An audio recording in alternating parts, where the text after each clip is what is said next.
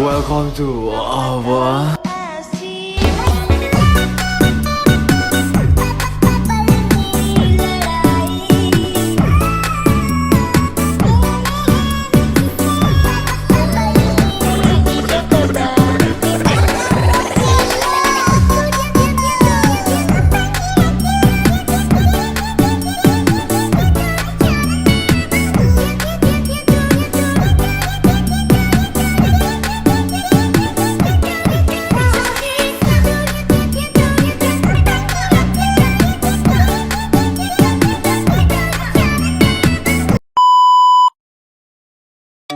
Assalamualaikum warahmatullahi wabarakatuh.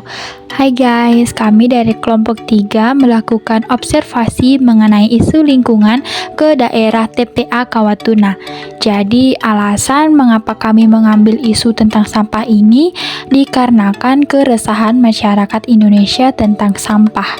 Nah, kami memberi judul observasi kami pada kali ini dengan judul Dampak Sampah pada Masyarakat.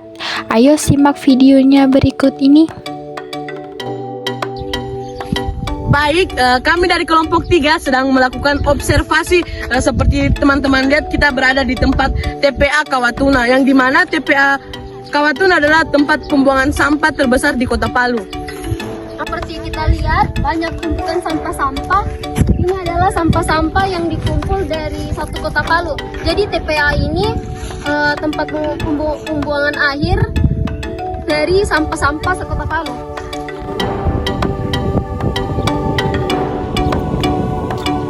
Jadi mengingat bahwa semakin hari jumlah sampah akan terus bertambah. Jadi sampah-sampah yang dari kota itu akan dibawa kemari ke tempat pembuangan sampah akhir dan dikeringkan. Selanjutnya, Kemudian kalau sudah dikeringkan, lalu kita akan membawanya di sini. Ini tempat pembakaran sampah. Nah, dia di sini akan dibakar melalui tempat ini. Sini selain terdapat sampah-sampah, terdapat juga hewan ternak, contohnya itu kambing dan juga ada sapi. Jadi di sini banyaknya sapi-sapi yang sedang mengonsumsi sampah-sampah yang terdapat di TPA Kawatuna. Seperti yang kita lihat di belakang saya ini, yang mana hewan ternak ada di belakang saya ini telah memakan sampah-sampah plastik, yang mana ini akan mengakibatkan pencernaan mereka menjadi tidak baik. Jika sapi memakan sampah plastik, maka akan bermasalah di bagian organ dalamnya, seperti ada hati, ginjal, jantung, dan paru-paru sapi. Nah, pada TPA Kawatuna ini menjadi salah satu isu-isu lingkungan di masyarakat. Nah, keresahan masyarakat Indonesia tentang sampah, seperti contohnya adalah TPA Kawatuna ini.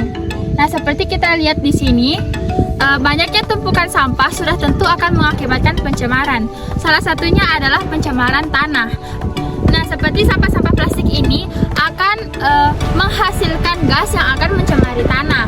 Dan sebagian besar penduduk di Kota Palu juga airnya itu menggunakan sumur suntik, yaitu air yang digali di dalam tanah, dan tidak menutup kemungkinan karena pencemaran tanah tersebut, air yang dari sumur suntik pun akan ikut tercemar. Nah, bagaimana teman-teman? Cukup memprihatinkan bukan sampah-sampah yang ada di TPA Kawatuna ini? Bisa teman-teman bayangkan bagaimana banyaknya sampah yang kita hasilkan dalam setiap harinya. Ditambah lagi hewan-hewan yang mengonsumsi sampah plastik ini sangatlah buruk bagi kesehatan hewan ternak tersebut. Sampah plastik akan berdampak buruk bagi sistem pencernaan hewan-hewan. Nah, selain sampah-sampah di sini berdampak buruk bagi lingkungan, dan sampah-sampah di sini juga memiliki dampak positif bagi beberapa kalangan orang. Seperti contohnya pada di belakang saya ini. Nah, mereka mengemas beberapa sampah botol plastik yang bisa didaur ulang dan nantinya akan ditimbang kepada pengepul sampah plastik, dan itu akan menghasilkan pundi-pundi rupiah bagi kita. Nah, seperti judul observasi kita, yakni dampak sampah bagi masyarakat, tentunya selain dampak negatif, terdapat pula dampak positifnya. Bagi beberapa kalangan orang, mereka menggantungkan hidup mereka dengan memulung sampah dan kemudian mereka jual kepada pengepul untuk mendapatkan pundi-pundi rupiah, seperti halnya yang dilakukan oleh bapak yang kita temui pada tempat ini. Nah, selanjutnya kita melangkah ke tempat selanjutnya, yaitu Perdana Plastik. Tempat ini adalah tempat pendaur ulangan sampah-sampah plastik yang kemudian akan dikirim ke Jakarta. Beruntungnya kita di sini diizinkan untuk melihat pendaur ulangan sampah. Jadi di tempat ini terdapat dua macam pendaur ulangan sampah, yakni yang pertama ini adalah untuk sampah plastik seperti kulit snack dan gelas-gelas minuman yang dihancurkan dengan cara digiling lalu ditiriskan. Nah, ini adalah proses penggilingan dan penirisan sampah-sampah plastik yang telah digiling tersebut lalu dimasukkan ke dalam karung. Ternyata sampah-sampah plastik yang telah digiling ini dapat didaur ulang menjadi piring plastik, gelas plastik, mangkok plastik, dan bahan-bahan atau peralatan rumah tangga lainnya yang terbuat dari plastik. Nah, pendaur ulangan yang kedua adalah proses pengepresan. Ini untuk sampah-sampah kaleng dan sampah-sampah botol bekas. Di sini dipres dengan menggunakan alat-alat khusus ini sehingga membentuk persegi seperti pada video ini. Kata pemilik pendaur ulangan sampah ini, sampah-sampah tadi itu ditekan dengan beban hingga ratusan kilogram. Lalu setelah proses pengepresan tadi, selanjutnya adalah proses penimbangan. Persegi-persegi sampah ini kemudian akan ditimbang dan beratnya mencapai 50 kg lebih. Nah, pada sampah botol-botol yang dipres tadi bisa didaur ulang lagi menjadi botol-botol minuman. Nah, ini menjadi pembelajaran bagi kita. Ternyata botol-botol minuman yang telah kita gunakan dapat didaur ulang kembali dan dapat dijadikan botol minuman kembali.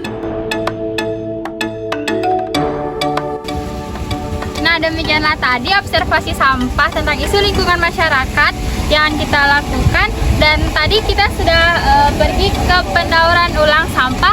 Nah, ternyata di sini selain sampah itu berdampak buruk bagi lingkungan, ternyata sampah juga dapat digunakan kembali. Nah, maka dari itu mari kita galakkan kepada masyarakat untuk terus Mengurangi, reuse, menggunakan ulang, dan recycle. mendaur ulang. Terima kasih.